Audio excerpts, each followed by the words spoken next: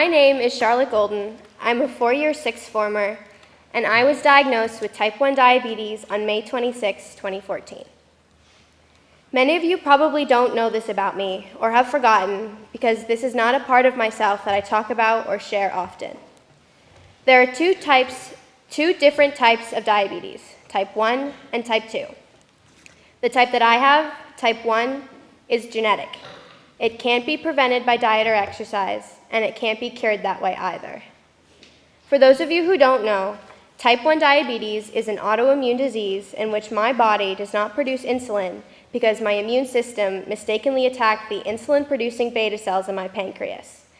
And insulin is a hormone that regulates the amount of glucose, or sugar, in the bloodstream by allowing the sugar to be used as energy. I need to administer the insulin myself to stay alive. All I need to do is give the right amount of insulin every day to stay healthy. It sounds so simple and easy when I put it like that. In reality, it is much more complicated. I'm going to start with some statistics. About 40,000 children are diagnosed with type 1 every year in the US alone. People with diabetes are 2 to 4 times more likely to develop heart disease. People with diabetes are 50% more likely to suffer from depression than people without it. 1/3 of all girls with type 1 suffer from a diabetic eating disorder. Diabetes is the leading cause of blindness, amputation, and kidney disease. Diabetes is the 7th most common cause of death in the US. These are not comforting odds, but they are things that I have been hearing since I became a diabetic. They have influenced the way I take care of myself, and they are important to my story. My life as a diabetic began when I was in 6th grade. In the couple of months leading up to my diagnosis, I was very sick. I had lost about 15 pounds, and I was a small child compared to other 12-year-olds, so that was a really dramatic amount of weight for me. I was dehydrated and drinking a lot of liquids. I was also using the restroom often. I got up about 6 or 7 times a night in the weeks before my diagnosis. I became so frustrated with school that I stopped caring about it, and I almost failed that year. A few days before I was diagnosed, I started to feel nauseous. I always had a horrible taste in my mouth, and I was eating a lot of sugar to try and get rid of it. At that point, I knew something was wrong. I went to my pediatrician on Memorial Day of that year, and she sent me immediately to Yale New Haven's Children's Hospital, where they officially diagnosed me with type 1. The amount of sugar in my blood was really high, and I was a couple of weeks away from a coma. I actually almost died. Like I said before, I need to monitor my blood sugar and make sure it is in the proper range. But when it is too high or too low, it can be dangerous for me. When there is not enough sugar in the bloodstream, I don't have enough energy to function. This is called hypoglycemia, or low blood sugar. When this happens, I experience symptoms such as blurry vision, shaking in my hands, confusion, and the inability to concentrate. The only way I can think of to describe it is to say that it feels like I'm dying. I can't think or see straight because I don't have enough energy to function. If I don't get sugar into my body fast enough, I will pass out, and without further treatment, I will die. This could happen to me at any moment on any day. When my blood has too much sugar, I feel nauseous, dehydrated, and weak. This is called hyperglycemia, or high blood sugar. Having blood sugar numbers that are constantly high can affect my long-term health. When there is a lot of sugar in the bloodstream, the blood gets thick. Think about it like sugar dissolving in water. The water has a thicker consistency. This makes it hard for the blood to get to all parts of my body. My toes, my feet, my eyes, and my kidneys can all be affected. This is a simplified version of what happens. Constant high blood sugars have so many complications and risks, and it could take years off a diabetic's life. Besides food, there are a million different things that affect my numbers. Stress, anger, excitement, exercise, being sick, the weather, how much sleep I get, how much water I drink, and any other emotion under the sun can affect my blood sugar numbers. This makes diabetes so much more complicated than it sounds. When my blood sugar numbers are not in the right place, I cannot do basic tasks, and schoolwork is even more difficult. I have never used my diabetes as an excuse before. even when it was the reason why I didn't perform in class or at practice at the level I normally do. My schoolwork has suffered, and I have never said anything about it before. I have to have an extra level of caution because just getting the flu can have lethal consequences for me if not treated properly. I don't complain because I know that no one understands. I don't want to be pitied, I want to be understood. There have been a couple of occasions in my time at Millbrook that have changed the way I view my diabetes. The first one was Miss Cooper's A-Block English class my fourth form year. She would make us do these free write prompts, and I would hint about my diabetes in them sometimes, but I never talked about it openly until she gave us this one prompt. She told us to write about our biggest battle at the moment. I did not want to write about my diabetes, but I could not think of anything else. I never fully wanted to talk about it. It is the hardest thing to explain, especially in a simplified version, because simplicity does not do my tragedy justice. I was not planning on writing about it, but Miss Cooper had already started the clock, and everyone else had started writing.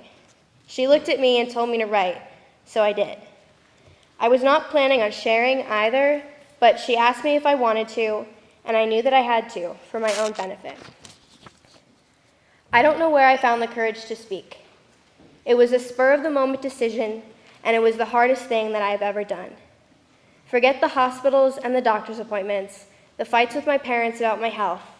Forget the shots, the scars, the finger pricks, the blood, and the insulin. Sharing how I felt in front of a group of my peers was my biggest fear. Feeling vulnerable and exposed, this is what I wrote. My biggest battle is my diabetes. It will always be my biggest battle. I am fighting for my life every single day. My body is rebelling against me.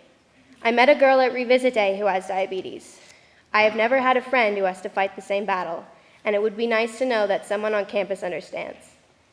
I often feel so alone because my body is trying to kill me, and no one fully understands that without living through it. I started to cry the moment I started talking. Looking back at this, I wonder why I ever felt so exposed. It sounds so short, and it only scratches the surface, but this was also the first time I ever expressed how difficult it is to anyone. As awful as this sounds, I had to come to terms with the fact that I could die at any moment from just being careless. I had not fully accepted that when I wrote this, so it was hard to say it out loud for the first time. I actually do have someone on this campus now who has type 1 as well. And it is nice to know that he is there when I need him and that we can lean on each other. When I was done reading, there were a few seconds of silence. I think everyone was afraid to say anything. I have never felt more alone than I did in these few seconds. I was so afraid of people seeing me as weak and different. I never wanted to be known as the person with diabetes. Miss Cooper told me how brave she thought I was and how she understood and how I don't ever look like I'm struggling. And she said, after everyone had shared, how proud of all of us she was. I have never shared any of this before, but Miss Cooper and my classmates made it okay for me to do so. And Miss Cooper was the first person who recognized that I am struggling, and I don't always get that recognition. Thank you to everyone who was in that class with me, to everyone who listened to me open up for the first time.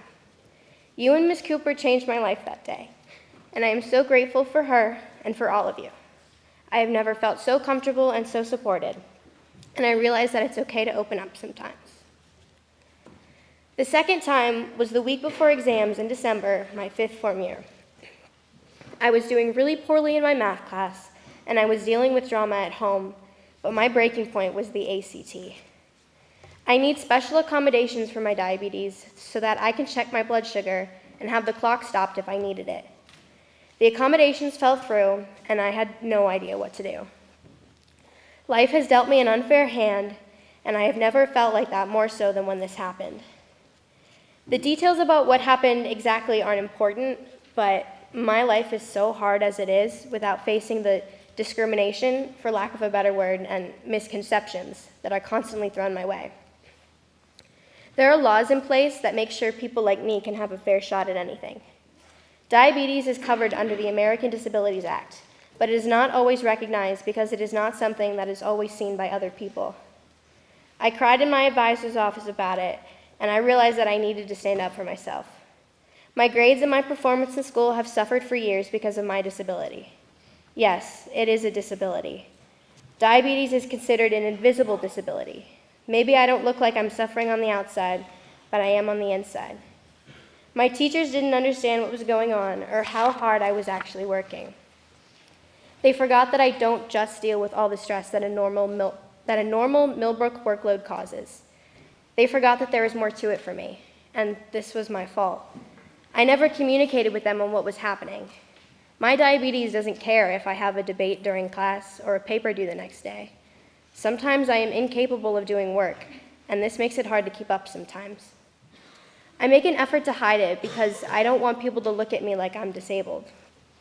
But I tried to make everyone think I was fine when I wasn't, and that led to a breakdown. My life is permanently different because of this disease. Diabetes is a full-time job, a job that is never fully taught. It is one that you learn as you go, and every day has new obstacles and variables. There's no 30-minute breaks or vacations. It's constant, around the clock. It comes with a lot of responsibility, and you can't quit because it's literally life or death. Many people don't know that type 1 diabetes is a life-threatening disease. Type 1 does not affect nearly as many people as type 2. So I find myself answering a lot of questions because the general public is uninformed. So before you ask, yes, I can eat that. No, it won't kill me. I'm not going to lose a limb. There's no good or bad kind of diabetes. I did not eat too much sugar. No, you can't catch it. Shots don't always hurt, and not all diabetics are overweight. Our bodies are made to keep us afloat, but it feels like mine is trying to drown me. Even if I do everything I'm supposed to do and live a healthy life without any complications, my life will still be shorter than average by 10 to 15 years. I give myself the meds I need to stay alive, but if I don't calculate it correctly, the same drug that is meant to save me will kill me. Insulin is not a cure, it's life support, and I have to fight so hard for my life every day. Now going back to the statistics. I have had to fight a battle with my doctor and my mother, proving that I am not a statistic. I hated my old doctor. She treated me like a set of numbers.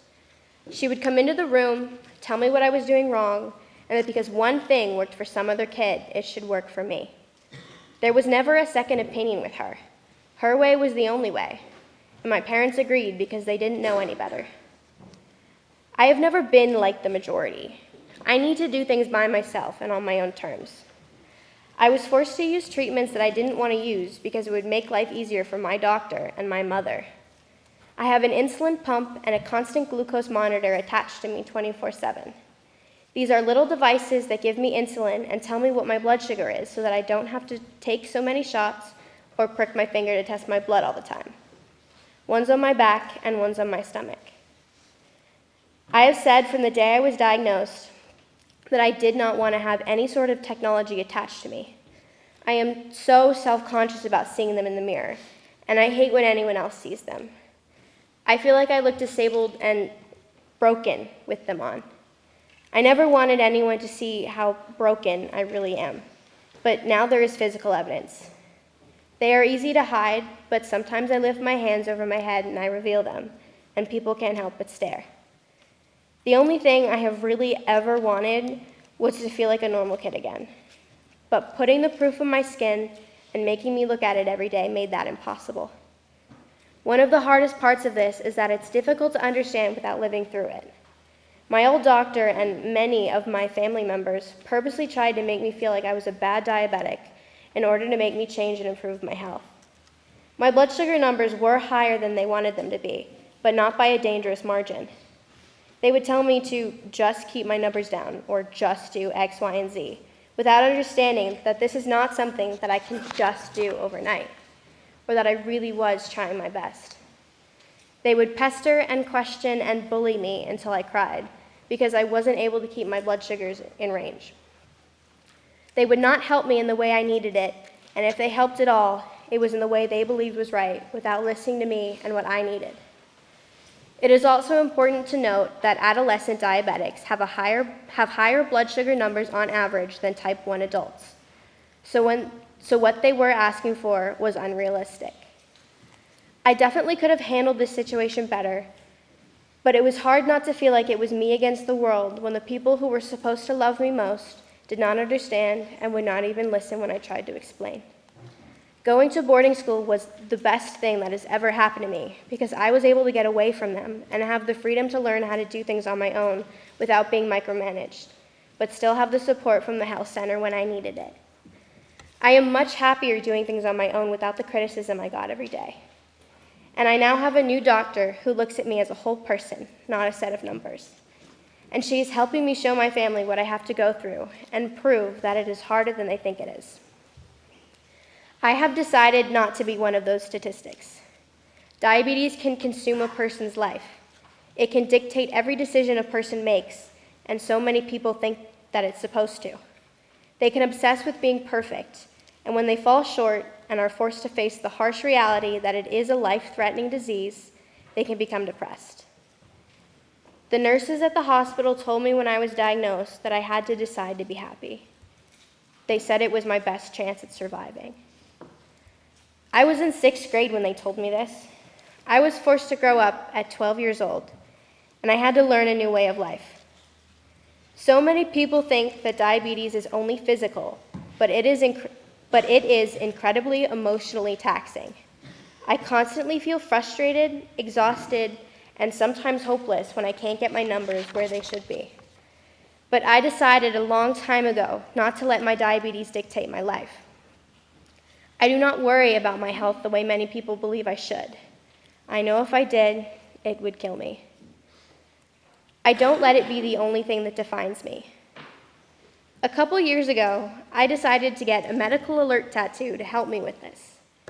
My tattoo is on my right arm, and it says T1 diabetes, with these symbols at the bottom that mean, I am greater than my highs and lows. Diabetics need to wear something that says we are a diabetic, so that if we end up unconscious for whatever reason relating to our diabetes or not, doctors and paramedics know that we need extra medical attention and should be treated first. Most people have bracelets or necklaces, but many diabetics decide to have it tattooed on them because diabetes is just as permanent as a tattoo is. To me, my tattoo is a lot more than medical alert. It is a conversation starter. People see it and ask about it, and I tell them what it means, and more often than not, they are more interested in the fact that I have a tattoo, not diabetes. This has actually been a very common formal dinner topic for me. I think that these people see that there is more to me than just my disease. Being a diabetic has taught me a lot. I have moments when I have a low blood sugar and I feel like I'm dying, but then I realize how strong I am by finding the courage to save my own life and carry on. I am doing well on my own now because I have accepted that there is so much that is out of my hands. I am not afraid anymore to let people know that I am struggling, and I know that I am a warrior for fighting my battle unashamed with my head held high. Thank you.